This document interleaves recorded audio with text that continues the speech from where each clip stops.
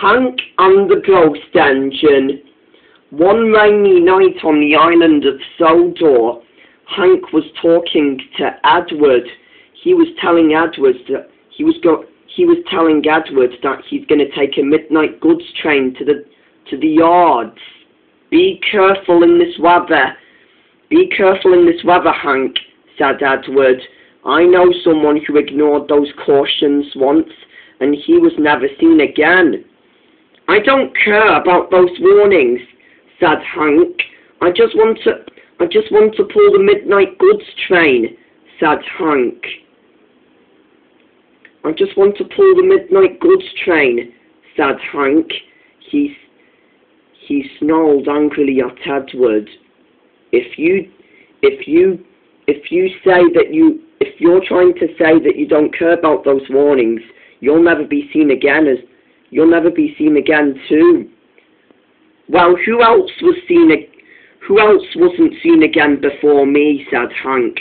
I don't have time for those questions or stories. I want to go ahead and find that goods train. Not yet, said Edward. You better be careful first. I know. I'll tell you a story. Edward continued. Once upon a time,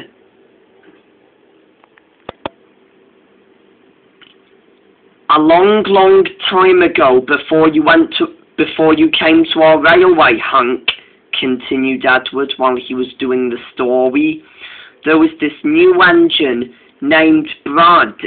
He was careless and very troublesome. He was a year older than me, and I was a year younger than him. One rainy night, he was telling me about the midnight goods train. I tried to warn him, but he was too busy puffing away down the line.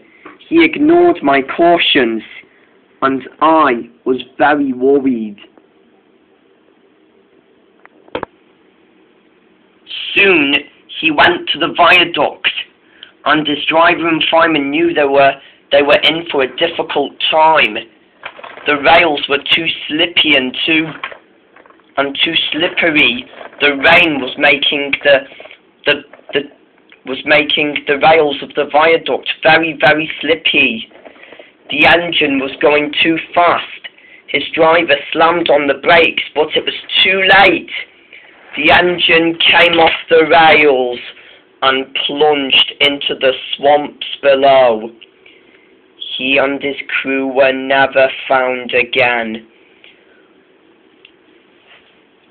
But the Fat Controller will tell you that when the rain starts again, no one can see the little engine trying to run away, but he'll never return. So what did you think of that, Hank? Said Edward after when the story was finished. Grrr, growled Hank. I don't have enough time for your stories. The goods train is already waiting. Goodbye. And Hank puffed away. There was the goods train. Hank was coupled to it. And then he was on his way. The goods train was still ready. Hank puffed out of the yard. It was still midnight and still raining, but Hank was still okay. His driver and fireman were concerned, but Hank didn't care. He continued along his way. He was still ready and still hurrying along.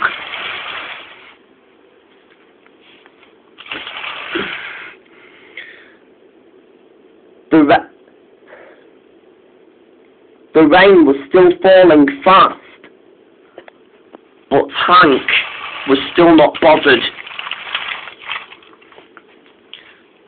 That story must be made up then, thought Hank. But Hank was wrong. He went up the viaduct, when suddenly he stopped. He stood still when he saw something from the distance.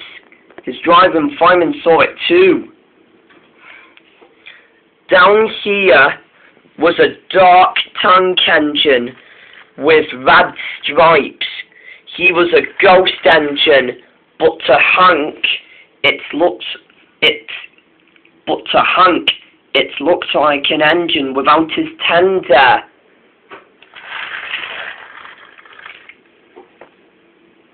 Hank shut his eyes immediately. He thought the engine was going to crash into him, but it vanished. But it disappeared away like mad. Hank was scared. Edward was right, he said. Hank was so scared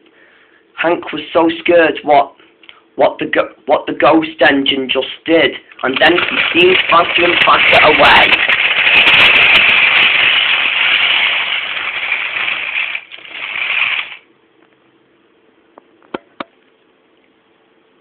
When Hank finished his work in the main line, he went back to the yards. He went back to the yards and never said a word. Dan and Luke were already there. Was there a ghost engine on your line? Was there a ghost engine on your line? Laughed Dan. I guess so, said Luke. Hank? Said Luke. Hank, can you hear us? But Hank said nothing. He didn't want to talk about it. He doesn't want to know what happened on his line. We can talk about it again, said Luke. But Hank didn't say anything. He stood there silently, quietly, with no one saying a word.